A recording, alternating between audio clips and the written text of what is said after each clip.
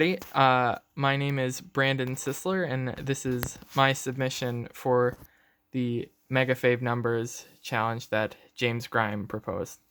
So in front of me, I have a standard deck of cards. There's 52 cards here. And the question that, immediately pops to your mind is how many different combinations, or rather permutations is probably the word I should be using. I just slip into combinations by habit, of this deck of cards. And the answer is around 8 times 10 to the 67, which is quite a few. You're not going to get the same one again, or it's not likely that you will. So, you could always have this king move to any of the 52 positions, or you could have the next king move to any of the 52 positions, and then each position of that could have a new card being placed in a new place. So obviously there's a lot of potential for combinations, but 8 times 10 to the 67 is not going to be the number I share today, because it is bigger than a million, but it's not as exciting as the one that I have.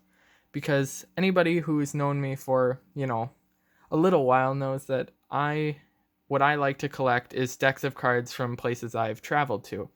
So what I've accumulated now is around 58 decks of cards. So my number is going to be, if you stacked all 58 decks on top of each other to make, one solid new deck, how many different ways could you rearrange that deck in order to, or just in total, for the total number of permutations?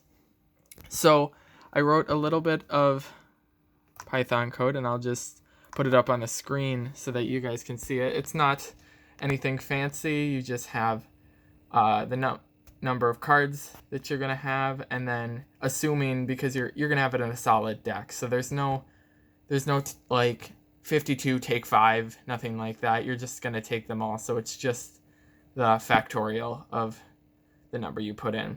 The second one I'll explain in a second, but just take note of it and take note of the code that's already on the screen. So the number, you might see in the background a little bit, of 58 decks of cards, each with 52, is this number. And it won't even focus, it's so big. So this is around 1.8 times 10 to about the 9,000. It's more. It's a few hundred more than 10 to the 9,000. But if you're talking conversationally with someone, that should be big enough to impress them. So it's huge and it's enormous. And the count function you saw earlier counted how many digits there were, and that's how I determined that it's about 1.8 times 10 to the 9,000, rounding down even from the hundreds place, because it's barely significant. But yeah, this is my submission for the giant number. I'll even try and get closer on it so that you guys can see just how enormous it is. I printed it out too, and it takes up practically a whole sheet of paper. But that'll be my submission, and I'm excited to see what everybody thinks about it, because I think it is a pretty amazing, enormous number.